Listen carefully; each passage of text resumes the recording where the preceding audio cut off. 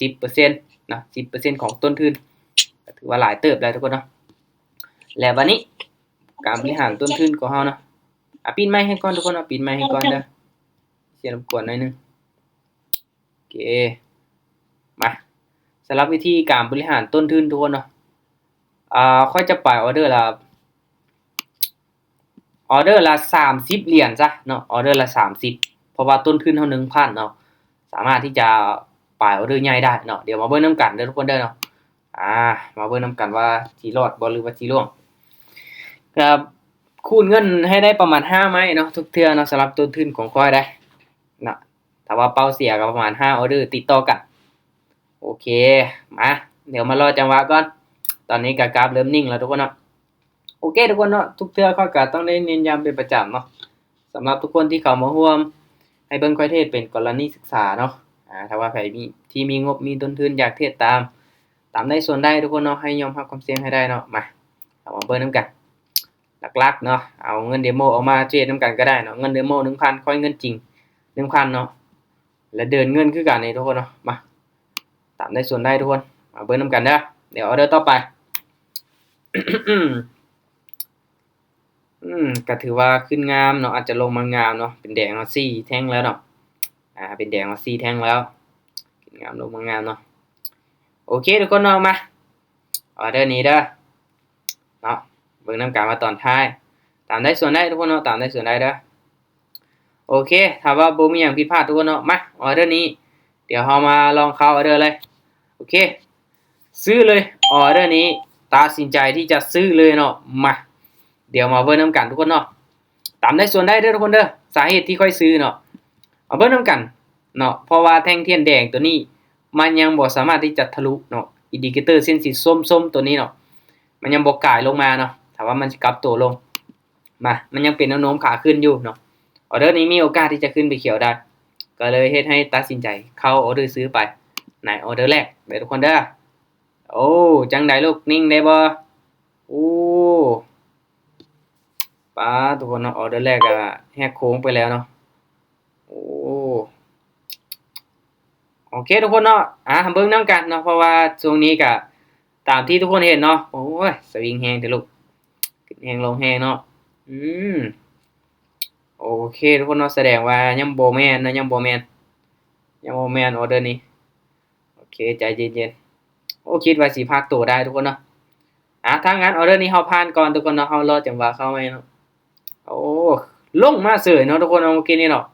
คิดว่าสิปิดเขียวงามเนาะปาโตๆก็คิดว่านิ่งอยู่นะกราฟช่วงนี้เนาะยังนิ่งอยู่โอเคคูณเงินทุกคนเนาะมาเดี๋ยวมาเบิ่งนำกันเด้อ ว่ามันสิขึ้นไปเขียวแล้วบ่ว่าสิกลับลงมาแดงอีกตอนท้ายเนาะเดี๋ยวมาเบิ่งนำกันออเดอร์นี้โอเคน่าจะบ่มีปัญหาเนาะออเดอร์นี้โอเคทุกคนนะเริ่มนิ่งแล้วเนาะน่าจะบ่สวิงปานใดเนาะออเดอร์แรกก็คิดว่าสินิ่งงามๆเนาะแต่ว่าบ่เป็นไปตามแผนเนาะโอเคมาเดี๋ยวเบิ่งนำกันทุกคนเดี๋ยวเบิ่งนำกันเด้อมาเบิ่งออเดอร์นี้เนาะออเดอร์รอท่าแท่งนี้เลยเนาะโอเคทุกคนเนาะออเดอร์นี้เด้อมาเบิ่งนำกันตอนท้ายเนาะโอเคทุกคนถ้าว่าบ่มีหยังผิดพลาดเนาะออเดอร์นี้เด้อตามซื้ออีกบ้านนึงมาตามซื้ออีกบ้านนึงเด้อเข้าซื้อไปอีกเนาะมาเบิ่งจากแท่งเทียนแดงเนาะแท่งเทียนรอท่าตัวนี้เนาะมีไส้ทั้งลุมแล้วก็หย่องขึ้นไปจังซี่แสดงว่ามีโอกาสเนาะแฮงซื้อยังหลายอยู่เนาะโอเคงามๆเลยบาทนี้ทุกคนเนาะจังซั่นล่ะบ่บ่ลงได้ลงบ่ได้คันออเดอร์นี้ลงมาแดงเนาะตอนท้ายนี่เอาปิดมีตติงนี่เลยทุกคนเนาะจังได๋ก็เขียวแล้วหน้าไม้นี่โอ้8เมตรเลยทะลุจอแล้วบาดนี้เนาะโอ้เขียวทะลุจอเลยทุกคนนี่งามๆทุกคนเนาะงามๆใจเย็นๆใจเย็นๆให้การเข้าออเดอร์เนาะสวยงามหลายเนาะเบิ่งจากแนวโน้มรวมๆทุกคนเห็นบ่อินดิเคเตอร์ตัวนี้เนาะยังขนานกันขึ้นเนาะมันยังเป็นแนวโน้มขาขึ้นอยู่เนาะถ้าเฮาไปขายไว้เกินไปก็อันตรายเนาะขึ้นแฮงเลยทุกคนตอนนี้โอ้ยเตรียมพุ่งจวดเลยเนาะโอเคทุกคนเนาะออเดอร์นี้เฮาพันก่อนก็ได้เนาะใจเย็นๆโอ้ขึ้นมาแฮงจังซี่คันว่าสิสวนนี่อันตรายเด้เนาะหรือว่ามันสิพักโตบ่หรือว่าจังได๋ ที่จริงแห้งซื้อมาเต็มร้อยจังซี่ก็บ่กล้าส่วนได้ทุกคนเนาะบ่กล้าส่วนนะครับต้องตามขึ้นไปได้เนาะ2ออเดอร์แรกที่ค่อยเข้าไปก็ซื้อเด้อทุกคนเนาะออเดอร์นี้ก็ซื้อออเดอร์นั้นก็ซื้อเนาะเห็นบ่ก็ถือว่ายังเป็นเขียวอยู่เด้อเบิ่งจากแนวโน้มเนาะเป็นเขียวอยู่โอ้สิลงมาแดงบ่หรือว่าจังได๋โอ้ทุกคนเอาขึ้นไปสูงอีหลีเนาะจังได๋ปึ๊บโอ้นิ่งกิ๊บเนาะเป็นเขียวเนาะโอเคปิดเป็นได้เทนเขียวเนาะเห็นบ่ทุกคนเฮาซูมเบิ่งเนาะถ้าเปรียบเทียบใส่แท่งเทียนที่ผ่านมานี่ได้ว่าขึ้นไปสูงหลายเด้อเนาะสำหรับแท่งเทียน 2-3 แท่งตัวนี้เนาะเห็นบ่ที่ผ่านมานี่ขมิ้มเลยเนาะเห็นบ่โอ้โหโอเคมา30เหรียญออเดอร์แรกโอเคทุกคนเนาะมาเบิ่งแท่งนี้นำกันเด้อโอเคทุกคนเนาะออเดอร์นี้รอผ่านก่อนเนาะผ่านก่อนเฮารอท่าอีกก่อนเนาะออเดอร์นี้นี่ที่จริงเนาะที่จริงนี่ข้อยก็มักซื้ออยู่แต่ว่ามันมีโอกาสลงมา2แดงได้เนาะเดี๋ยวมาเบิ่งนำกันเนาะมีโอกาสลงมาต่อได้ ประมาณแนวต้านนั่นน่ะอยู่ข้างๆข้างล่างนั่นน่ะ โอเคมาเดี๋ยวเบิ่งนำกันทุกคนเนาะถ้าสู้เบิ่งไกลๆนี่ก็เห็นบ่มันก็บ่ได้ขึ้นไปโดนแล้วเนาะพูดนะโอ้ยังไกลเติบเนาะไกลเติบที่มันเคยขึ้นไปเนาะอาจจะพักตัวแล้วขึ้นไปต่อได้แทงนี้น่าเห็นบ่ค่อยว่าแล้วเนาะอาจจะพักตัวเนาะโอเคมาทุกคนออเดอร์นี้เด้อออเดอร์นี้เด้อเดี๋ยวมาเบิ่งนำกันคันว่ามันขึ้นไปสูงเนาะมันก็มีโอกาสลงมาอีก2เดี๋ยวได้1 2 3 4โอเคแล้วก็ MACD เริ่มก้งแล้วเนาะแต่ว่าเน็ตวอลุ่มก็สีลงมาโอเคทุกคนเนาะออเดอร์นี้เด้อมายังเชื่อใจในแห่งซื้อเนาะตามขายตามซื้อเด้อตามซื้อเกือบยังมั่นใจในแห่งซื้อเนาะตามซื้อเลยออเดอร์นี้ มาลุ้นมาทำการทุกคนค่อยเข้าตามเน็ตวอลุ่มเนาะกำลังว่าสิว่าโอ้แห่งขายนี่ยังบ่หลายปานใดดอกมาเกือบเอิ้นปิดขึ้นได้แท่งนี้เดี๋ยวมาลุ้นมาทำกันว่ามันสิสลับขึ้นไปอีกได้บ่แท่งเทียนแดงลงมาสลับจังซี่ขึ้นได้เขียวนะก็เขียวได้บ่ เซ็นราคาแล้วเป็นร้อยเลย เขียวได้บ่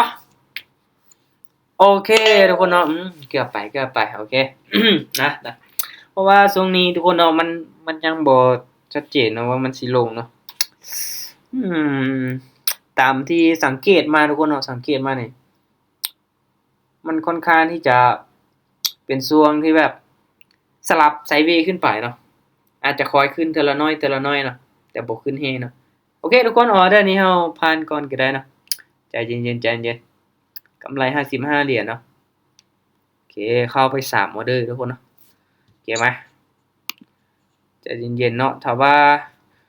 ฟาวเข้าออเดอร์ไวเกินไปก็บ่ดีปานใดทุกคนโอเคออเดอร์นี้เนาะขึ้นไปเป็นเขียวเมื่อกี้นี้อาจจะสลับลงมาหรือว่าจะขึ้นไปเป็นเขียว3มาออเดอร์ต่อไปทุกคนเนาะออเดอร์ต่อไปเนาะออเดอร์ใด เฮามั่นใจเฮาจะเข้าออเดอร์ใดบ่มั่นใจเฮาก็บ่เข้าเนาะอีกอย่างบ่มีไผบังคับเฮาอีกด้วยเนาะเอาเป็นคนตัดสินใจเองเนาะมา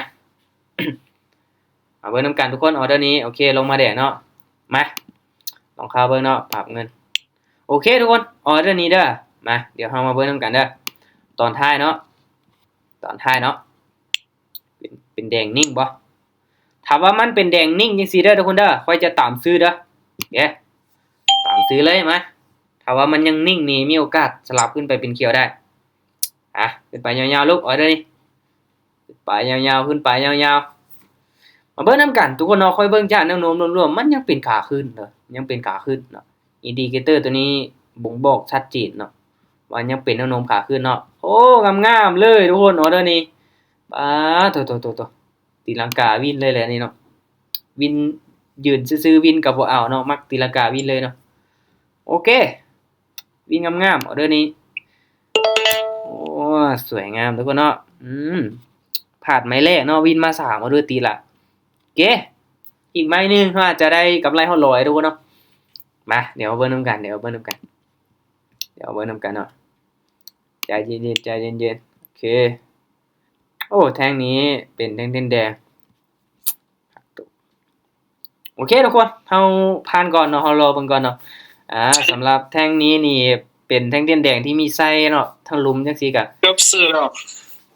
ซื้อว่ะถ้าว่าซื้อมันยังมีโอกาสหลายกว่าเด้อเนาะถ้าว่าไผซื้อเนาะเขาออเดอร์ซื้อไปเพราะว่าเบิ่งจากแนวโน้มเนาะ อาจารย์โอเคทุกคนก็คิดว่าเว้าซื้อก็มือไว้กดก่อนเลย เพราะยังบ่ทันได้เอิ้นซื้อซะเมื่อกี้นี้เนาะโอเคซื่อๆเนาะโอเคซื่อๆนี่กดออกเลยเนาะโอ้ยเนาะเอาตั้งใจเด้อทุกคนเนาะเอ้าบ่ว่าสิลงมาโอ้ลงมาแดงสิเห็นบ่ออเดอร์นี้มั มัน น มี พับ ไส้ ตัวเลย ไว้ ดิ นะโอ้มันมีไส้มันจ้งไส้ไว้ทั้งลุ่มเนาะมีโอกาสลงมาเก็บเอาไส้มันได้เมื่อกี้นี้เนาะโอ้ขึ้นสูงแท้มาออเดอร์นี้ทุกคนเนาะออเดอร์นี้เฮามาจับจุดเข้าออเดอร์ขึ้นมาสูงจังซี่นี่มาเบิ่งนำกันตอนท้ายเด้อโอเคทุกคนออเดอร์นี้ขายเด้อมาลองเบิ่งนำกันวัดใจเลยออเดอร์นี้นี่เป็นออเดอร์วัดใจอีกเนาะ ที่จริงคือที่เว้าเนาะถ้ามันจงไส้ไว้นี่มันมีโอกาสขึ้นเนาะแต่ออเดอร์นี้มีโอกาสที่จะสลับลงมาแดงหลายกว่าเนาะมาก็เลยตัดสินใจที่จะขายเนาะเบิ่งจากแท่งเทียนเขียวที่ขึ้นมาสูงเนาะขึ้นมาสูงลักษณะแบบนี้เนาะเห็นบ่ให้ขายมันก็เข้ามาแทรกเนาะมีโอกาสลงมาได้เนาะสำหรับแท่งนี้ลงมาได้บ่ว่าสินิ่งจังซี่ลูกเบิ่งดูปึ๊บปึ๊บโอ้บ่ลงทุกคนเนาะ นิ่งกิ๊บเลยคิดว่าสิลงมาได้ยังบ่ลงทุกคนว่ายังบ่ลงเนาะโอ้ใจเย็นๆออเดอร์อืมยังนิ่งอยู่ทุกคนเนาะเสียดายเห็นบ่คือค่อยเข้าออเดอร์ไปทุกคนเห็นบ่ไปขายไม้เดียวเนาะพลาดสิซ้ำคิดว่ามันสิสลับลงมาภาคตู่คือจุ่มนี้เนาะแต่ก็คือว่าเนาะทุกคนเนาะบ่ได้เนาะมาออเดอร์ต่อไปเด้อทุกคนเด้อใจเย็นๆเนาะ หลักๆเด้อทุกคนเด้อให้เบิ่งจากอินดิเคเตอร์2เส้นตัวนี้เป็นหลักเนาะถ้าว่ามันยังขนานกันขึ้นไปเด้อเส้นสีส้มตัวนี้มันยังอยู่ถึงเส้นสีฟ้าตัวนี้เด้อเนาะแสดงว่าแนวโน้มยังเป็นขาขึ้นเนาะเฮาถ้าเป็นไปได้นี่คันสิเข้าเด้อขายต้องเบิ่งดีๆเนาะเบิ่งแท่งเทียนดีๆว่ามันขึ้นไปสูงบ่เนาะคันว่าแท่งเทียนมันยังอยู่ใกล้เนาะยังติดกับอินดิเคเตอร์ตัวนี้ให้เฮาซื้อขึ้นไปก่อนเนาะเพราะว่าเส้นมันยังบ่ทันได้โกงลงมาเนาะก่อนที่เฮาจะขายเด้อ โอเคแสดงว่ายังเป็นเขียวอีกเห็นปะแท่งนี้ก็ยังเป็นเขียวอีกเนาะมาใจเย็นๆใจเย็นๆปั๊มเลยเนาะ60โอ้ยังขึ้นไปแฮงอยู่ได้ทุกคนเนาะขึ้นไปแฮงอยู่ได้มเป็นสวิงแดงเอาเด้อนี่เอาเบิ่งนำกันเด้อว่าตอนท้ายมันสิเป็นจังไดโอ้เป็นแท่งๆโดจิเนาะเป็นแท่งๆโดจิ มัน บ่ บ่ติแทนๆโดยที่อ่ะ โอเคเฮาผ่านก่อนเนาะลงมาเป็นแดงซ้ำเนาะผ่านก่อนเด้อทุกคนเด้อใจเย็นๆเนาะเฮารออีกก่อน เอามันเป็นหยังอ่ะ ถ้าว่าแท่งนี้เด้อทุกคนเด้อเมื่อกี้นี้เนาะแท่งนี้ลงมาเป็นแดงยาวนี่เขามีโอกาสที่จะซื้อขึ้นไปได้ แต่มันเป็นแท่งแดงที่แบบโอ้มีไซส์จังซี่นี่มีโอกาสเนาะลงมา2แดงได้เนาะลุ้นมานำกันเนาะออเดอร์นี้มันบ่ค่อยชัดเจนเนาะเฮาก็บ่เข้าออเดอร์เนาะแสดงว่ายังเป็นเขียวเนาะยังแบบให้เฮาตามซื้อขึ้นไปอยู่เนาะถ้าเฮาตามซื้อนี่ เฮามานับเบิ่งแท่งเทียนออกผลได้เลยทุกคนเนาะว่ามันเป็นเขียวหลายว่าเนาะเห็นบ่ออเดอร์นี้ก็เขียวอีกออเดอร์นี้ก็เขียวเนาะพักตัวแดงตัวนี้เนาะตัวนี้ก็เป็นเขียวตัวนี้ก็เขียวเนาะเขียวโอ้เขียวหลายไม้ดีเนาะมาทุกคนออเดอร์นี้ถ้างั้นเดี๋ยวมาลองวัดใจเบิ่งนำกันเนาะลองวัดใจเบิ่งนำกันโอเคทุกคนเนาะออเดอร์นี้ซื้อเด้อมาลองซื้ออีกไม้นึงออเดอร์นี้ตามซื้ออีก แฮงขายนี่ลงมาหลายเนาะแต่ว่ามันลงมาแฮงจังซี่นี่มาลุ้นมานำกันมีโอกาสสลับขึ้นไปเป็นเขียวได้เนาะแฮงเทียนแดงมาลุ้นมานำกันเนาะว่าออเดอร์นี้จะสลับขึ้นไปงามๆบ่ลูกอินดิเคเตอร์ยังบ่ทันได้ตัดกันลงมาเนาะเฮาจะบ่ตามขายเทื่อคือเว้าเดี๋ยวทุกคนเด้อเนาะถ้าว่าเฮากดขายนี่แสดงว่าเฮาสวนเทรนเนาะเอาเบิ่งแนวโน้มเป็นขาขึ้นเนาะเอานิ่งไว้ลูกออเดอร์นี้ขอละปิดเขียวได้บ่อย่าอึ๊บโอ้เรียบร้อยทุกคนเนาะลงมาแดงตอนท้ายสิมันคล้ายๆกับแท่งนี้เนาะมันคล้ายๆกับเป็นแท่งแดงตัวนี้เนาะหยวดลงมาเนาะตอนท้ายเนาะโอ้เสียดายทุกคนเนาะลงมาแดงเสยยังขายเริ่มเข้ามาแล้วเนาะโอ้พลาดไป2ไม้ละโอเคบ่เป็นหยังมาเดี๋ยวรอเอาออเดอร์เน้นๆเนาะบาทนี้โอ้ยังขายลงมาหลายเมื่อกี้นี้เนาะออเดอร์นี้ผ่านก่อนทุกคนคุณเงินเนาะเป็น3แท่งเทียนเนาะอินดิเคเตอร์เริ่มตัดลงมาแล้วมาอินดิเคเตอร์เริ่มตัดลงมาแล้ว แต่ว่าอาจจะพักตัวหลายกว่าเนาะลุ้นไปนํกันเด้อมาลุ้นไปนํกันเริ่มก้งแล้วทุกคนเนาะสิรอเข้าออเดอร์ขายลงเบิ่งเด้อจักบาทโอเคมาปรับเงินเป็น120 30 60 120เนาะสเต็ปในการคูณเงินของคอยเนาะเทรดแบบเอิ้นว่าเทรดแบบมาติงเกลเนาะโอเคออเดอร์นี้นี่ปิดเขียวเลยเนาะแต่ว่าสิตามซื้อให้สุดก็น่าจะได้อยู่ทุกคนเนาะคันว่าเฮาสิตามซื้อขึ้นไปเรื่อยๆเนาะออเดอร์นี้ลงมาแดงเฮาก็ซื้อถ้าว่าเป็นแนวโน้มขาขึ้นเนาะเห็นบ่มันก็ขึ้นไปเขียวเนาะมาทุกคนออเดอร์นี้เด้อถ้าว่ามันยังเป็นเขียวลักษณะแบบนี้เด้อทุกคนเด้อออเดอร์นี้นี่ถ้าว่าบ่มีหยังผิดพลาดเนาะมาโอเคตามขายเด้อทุกคนเด้อออเดอร์นี้ตามขายเด้อออเดอร์คูณเงินออเดอร์ที่3มาลุ้นเบิ่งนํกันออเดอร์นี้เนาะเบิ่งจาก MACD เด้อออเดอร์นี้นี่วัดใจนํกันว่ามันจะเข้าตาม MACD บ่เนาะเริ่มที่จะตัดลงมาแล้วก็วอลุ่มขายค่อนข้างที่จะหลายเนาะแล้วก็อินดิเคเตอร์เริ่มก้งลงมาแล้วเนาะเส้นสีส้มๆตัวนั้นเริ่มก้งลงมาแล้วออเดอร์นี้อย่านิ่งก็พอลูกอย่านิ่งแล้วก็ขึ้นไปตอนท้ายเอ้าคันว่าสินิ่งก็ต้องนิ่งให้สุดจังได๋ก็แดงนะไม้นี่นิ่งไว้โอเคทุกคนเนาะเห็นบ่ในการสิเข้าออเดอร์ขายนี่ต้องเบิ่งแนวโน้มเนาะถ้าว่ามันเริ่มโกงๆมาเฮาจังเข้าออเดอร์ขายไปทุกคนเนาะแต่ว่าสิเข้าขายตอนที่มันกำลังก่อตัวขึ้นนี่อันตรายเนาะมีโอกาสที่จะพลาดได้เนาะโอเคทุกคนเนาะก็ถือว่ากำไร100กับ8เหรียญเนาะปา 10% ของเฮาถือว่าได้ทุกคนเนาะถือว่าได้เนาะได้ตามเป้าได้อาจจะพลาดไป2ไม้เนาะเข้าไปจากออเดอร์เดี๋ยวมานับเบิ่ง1 2 3 4 5 6 7ไม้เนาะ7ไม้พลาดไป3เนาะวิน4บ่ก็แสดงว่าพอมีอัตราชนะอยู่เนาะโอ้ทุกคนออเดอร์นี้ลงมาแดงอีกเนาะแดงแบบยาวๆเลยโอ้สวยงามเลยออเดอร์นี้เนาะทะลุลงมาล่ะเริ่มที่จะกลับตัวเป็นแนวโน้มขาลงแล้วเนาะอาจจะปรับตัวลงมาทุกคนโอเคอัตราชนะประมาณ 60% นะ60ปลายหน่อยนึง60ปลายหน่อยนึงทุกคนเนาะโอเคทุกคนถ้างั้นก็ตามเป้าล่ะค่อยก็สิพักล่ะเป็นจังไดเนาะผู้ที่ติดลบมีคนก็ออเดอร์นำอยู่ว่าทุกคนอันนี้ก็ว่าสิเอา5ไม่ติดเนาะแต่โอ้บ่ได้ซ้ำเนาะบ่ได้5ไม่ติดซ้ำก็บ่มีหยังเนาะผ่านมาวินมา3เนาะพลาดไป2ไม้เนาะสำหรับในการเทรดแบบ Martingale เนาะการคูณเงินเด้อทุกคนเด้อเนาะก็เอิ้นได้ว่าเฮาต้องมั่นใจเนาะว่าเฮาบ่พลาดเกินงบของเฮาเนาะเฮาวางแผนมาว่าจะคูณเงินประมาณ5ไม้คันว่าเฮาพลาดมัน5ไม่ติดนี่เฮาจะขาดทุนหนักเนาะขาดทุนหนักยังแก้บ่ได้ยัง4-5ดอลซั่นโอเคอีกน้อยเดียวก็ได้แล้วเนาะยัง4-5เหรียญเลยเนาะแต่ว่าจับจุดเข้าออเดอร์ดีๆเนาะว่าเฮาจะเข้าจุดใดเนาะโอเคถ้าว่าได้ตามแผนก็เฮ็ดตามแผนทุกคนเนาะได้ตามแผนแล้วก็ต้องปฏิบัติตามแผนอย่างเคร่งครัดเนาะต้องมีวินัยเฮาวางแผนมาสิเดินเงินแบบนี้เฮาก็ต้องเดินแบบนี้สิตั้งเป้าหมายไว้ส่ำนี้เนาะได้ตามเป้าเฮาก็ต้องหยุดเนาะเฮาก็พักก่อนว่าเทศไปเรื่อยๆนี่ก็อันตรายทุกคนเนาะ